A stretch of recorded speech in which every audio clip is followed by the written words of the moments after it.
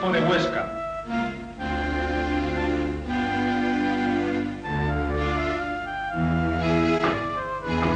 Don Antonio de Mendoza y esposa. En 1468 se celebra el matrimonio de Isabel de Castilla y el príncipe Fernando, heredero de Aragón.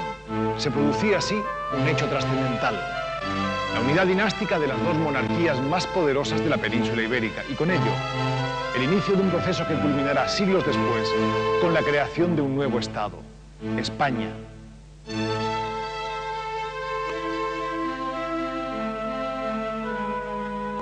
Fernando II de Aragón había nacido en la villa aragonesa de Sos. Desde su ascensión al trono, se ganó fama de hábil estratega en el escenario político europeo. Durante el reinado de Isabel y Fernando, titulados por el Papa como reyes católicos, Aragón irá perdiendo progresivamente su individualidad. La unión dinástica de ambas coronas sentará las bases para convertir a la monarquía española en una gran potencia.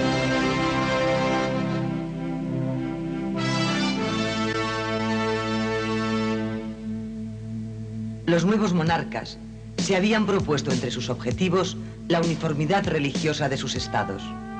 Durante su reinado, se conquista el Reino de Granada, último reducto musulmán en la península, y se ocupan algunas plazas en el norte de África.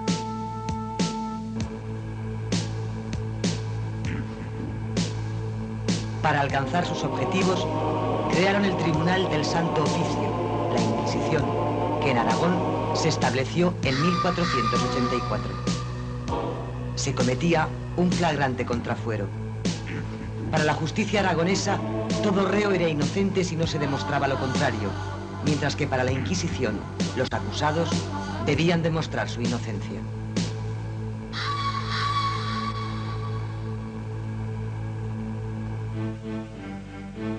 El asesinato del inquisidor de Aragón, Pedro de Arbués, en la Catedral del Aseo de Zaragoza, en 1485, es un fiel reflejo de ese rechazo en amplias capas de la sociedad aragonesa.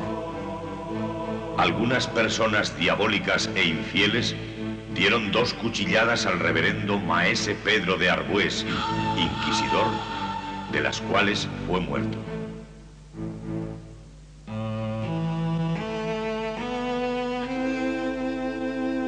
La segunda medida para la unificación religiosa fue la expulsión en 1492 de los judíos que no aceptasen el bautismo. Aragón perdió con ello no solo un importante contingente demográfico, sino también a expertos profesionales en ramas como la medicina, las ciencias, las finanzas y la industria.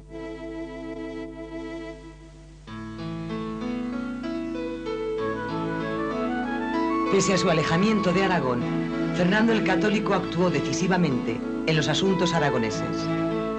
Aragón no logró la renovación social y económica que estaba empezando a generarse en otros lugares de Europa.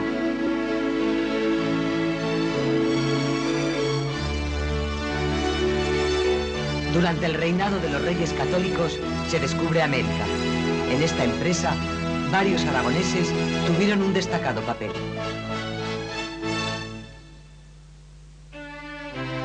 Carlos, nieto de los reyes católicos, se convertirá en 1516 en rey de Castilla y Aragón, jurando los fueros en Zaragoza en 1518. Además, sumará el título de emperador de Alemania, con lo que sus dominios se convirtieron en la primera potencia mundial. Iniciará una política tendente a la centralización administrativa de sus dominios peninsulares. El reino de Aragón mantendrá su personalidad, quedando totalmente relegada y diluida la legendaria Corona de Aragón.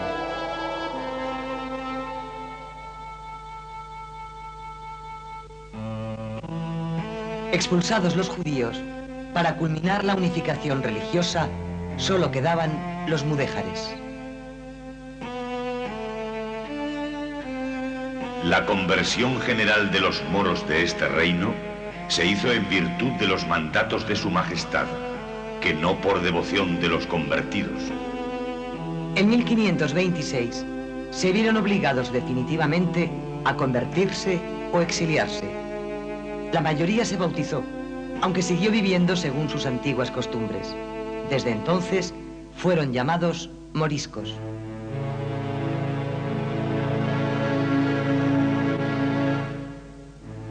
Las cortes aragonesas se reunirán cada vez con menos frecuencia, perdiendo protagonismo ante el avance del proceso centralizador. El gran golpe a la autonomía de los aragoneses se producirá con Felipe II. En 1590, Antonio Pérez, secretario del rey, que estaba encarcelado en Madrid por un asesinato, consiguió escapar y se refugió en Aragón. Aduciendo sus orígenes aragoneses, se acogió al privilegio de manifestación que permitía a los perseguidos colocarse bajo la jurisdicción del Justicia. El rey lo condenó a muerte y ordenó su ejecución, lo que provocó la crispación de los vecinos de Zaragoza. Los amotinados lo liberaron de la Inquisición y reclamaron el cumplimiento de la ley aragonesa. Felipe II envió a Zaragoza un ejército que ocupó la ciudad, llevando a cabo una represión sistemática de los amotinados. Juan de Lanuza, Justicia Mayor de Aragón, fue decapitado por haber mantenido con las armas el privilegio del reino frente a la decisión real. La cabeza del Justicia estuvo expuesta durante 8 años en una puerta de Zaragoza.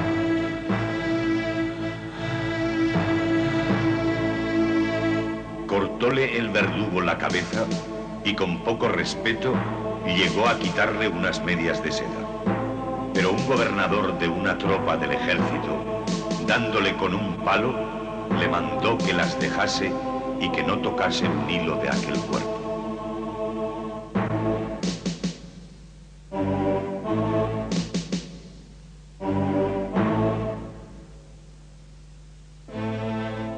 Felipe II convocó las Cortes en Tarazona en 1592. Allí, los aragoneses aceptaron incondicionalmente las duras imposiciones reales. En estas Cortes, celebradas en el Salón de Obispos del Palacio Episcopal, se eliminó el carácter vitalicio del Justicia. Se otorgó la guarda del reino a disposición del delegado del rey y se impuso a Aragón un alto tributo.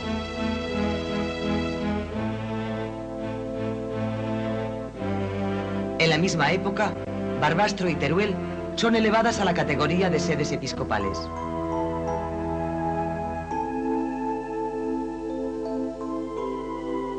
La gran figura científica de este siglo fue Miguel Servet, nacido en Villanueva de Sigena. Descubrió la circulación pulmonar de la sangre y fue un gran pensador. Perseguido por sus ideas, fue quemado en la hoguera por los protestantes calvinistas en Ginebra en 1553.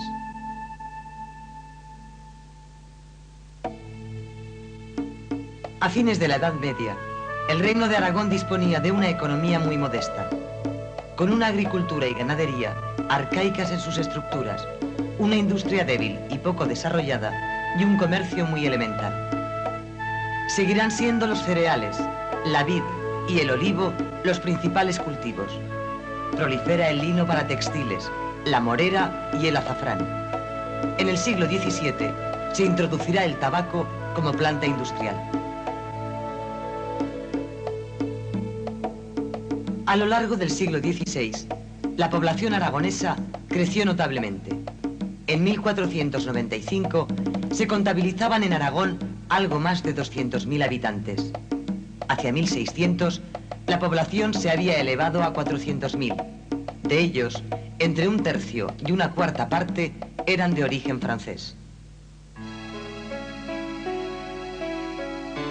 La importancia de la agricultura y el desarrollo demográfico provocó la expansión de los regadíos para obtener mayores niveles de producción.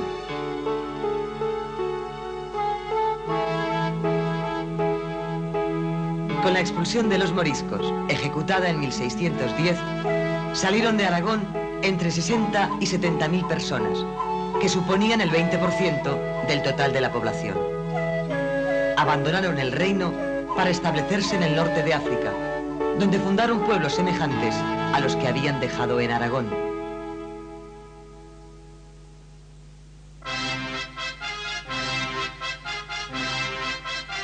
Durante este siglo se realizaron grandes obras hidráulicas. En 1528, por orden del emperador Carlos, comenzaban las obras de la acequia imperial, origen del futuro Canal de Aragón.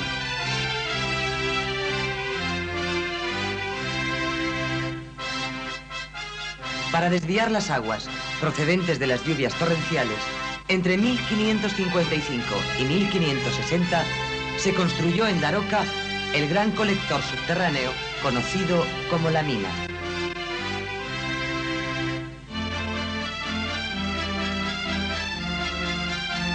En Teruel se levantó en esta época el acueducto llamado Los Arcos para abastecer de agua a la ciudad. La industria artesanal alcanzó mayor nivel que en los siglos precedentes debido a la diversificación y al crecimiento de la producción textil. Los artesanos ya se habían organizado a fines de la Edad Media en cofradías llamadas gremios. Estatuimos y ordenamos que todos los oficiales y menestrales que quisieren exercitar sus oficios o artes en la ciudad de Zaragoza puedan hacerlo presentándose primero a los señores jurados de esta ciudad. La actividad comercial se dotó de notables infraestructuras. La más espectacular de todas ellas es, sin duda, la Lonja de Zaragoza, construida entre 1541 y 1551 como centro de contratación de mercancías.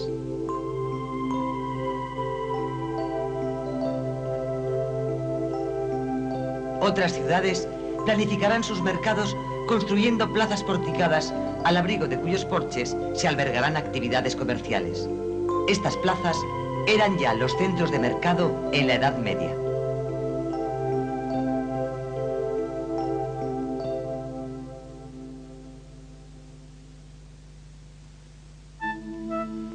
En Aragón, el arte renacentista llega con cierto retraso.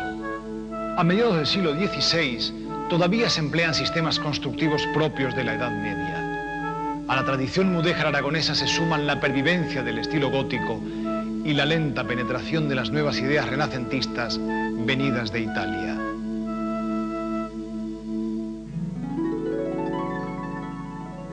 Es una de las épocas más brillantes del arte aragonés. Se construyen casas consistoriales y grandes palacios para la nobleza.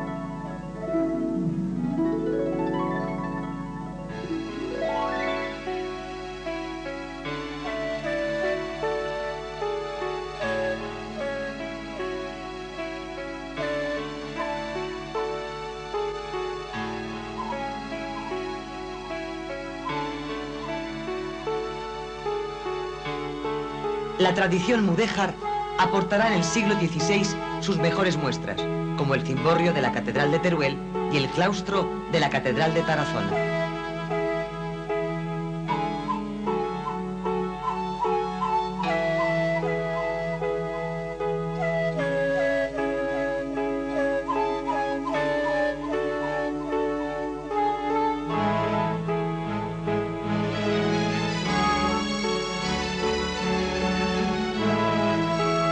La escultura alcanza su época dorada en Aragón. Se decoran profusamente las portadas principales de algunas iglesias.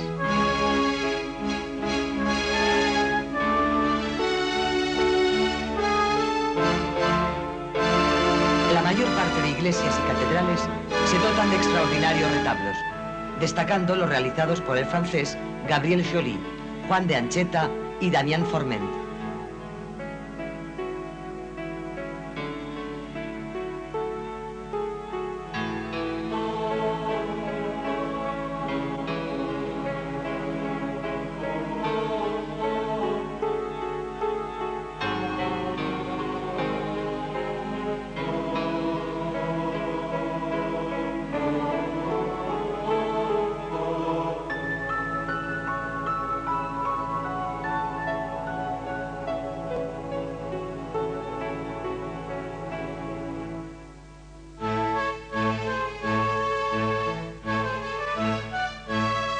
También la pintura renacentista ofrece notables muestras en Aragón.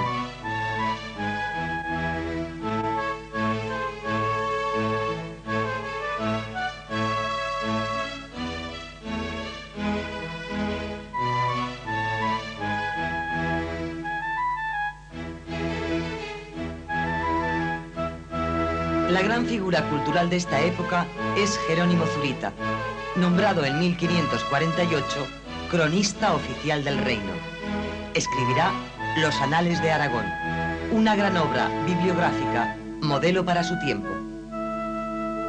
El renacimiento cultural del siglo XVI dio pie a la proliferación de los estudios científicos.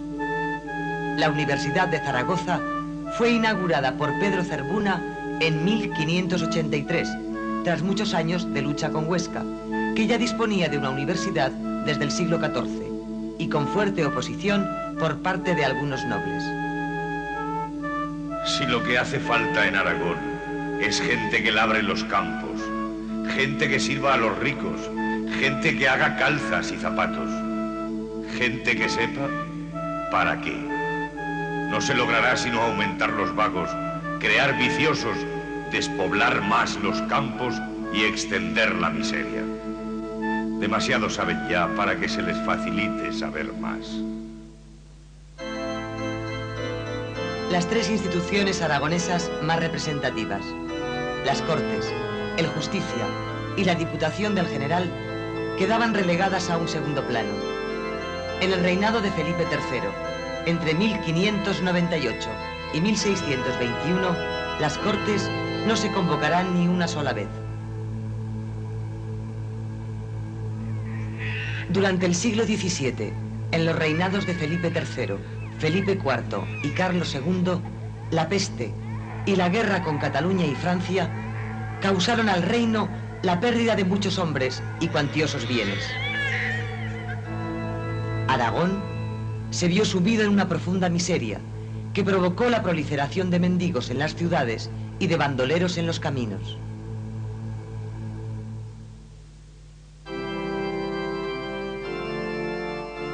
La sociedad aragonesa del barroco vivió con gran intensidad el fenómeno religioso.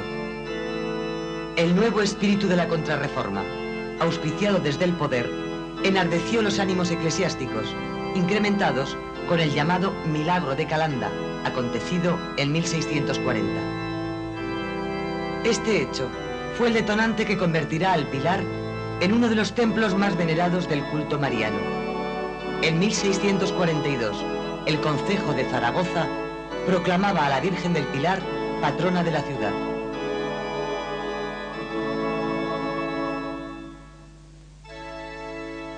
San José de Calasanz, fundador de las escuelas pías, realizó una gran labor en materia educativa dentro de la Iglesia. Entre los escritores de los siglos XVI y XVII sobresalen los hermanos Argensola y, sobre todo, Baltasar Gracián, autor de El Criticón, editado en 1651. Estos siglos son la época dorada para la música aragonesa. Melchor Robledo, Pedro Ruimonte, Pablo Bruna y Gaspar Sanz, autor de un manual de guitarra española que se difundirá por todo el mundo, son las principales figuras.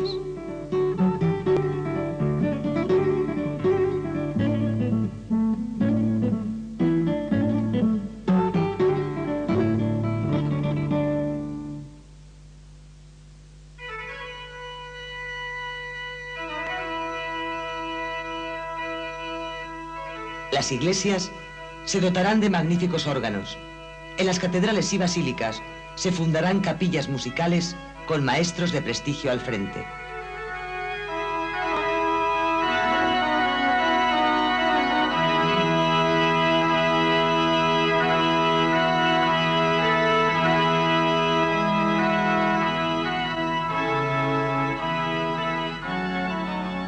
Con el siglo XVII se introduce en Aragón el nuevo estilo barroco, que aquí se caracteriza por interiores profusamente decorados mediante lacerías en yeso, quizás como reacción a la expulsión de los moriscos.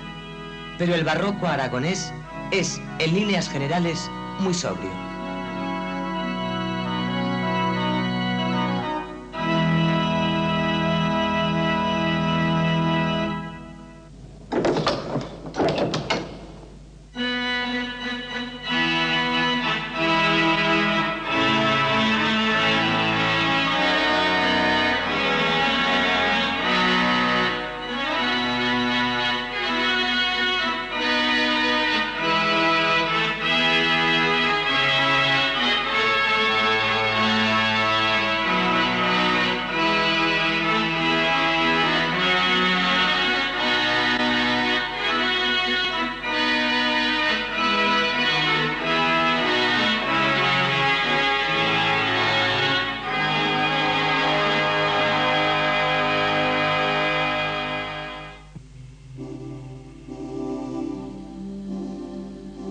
En 1681, una vez derribada la vieja iglesia gótica, se coloca la primera piedra de las obras del nuevo Templo del Pilar. A fines del siglo XVII, Aragón se encuentra en una situación muy delicada. Los notables del reino realizarán un último esfuerzo para recuperar el prestigio de las instituciones medievales, especialmente las Cortes. Pero la dinámica de la historia iba por otro camino, el que marcaba la nueva tendencia absolutista y centralizadora que estaba triunfando en toda Europa.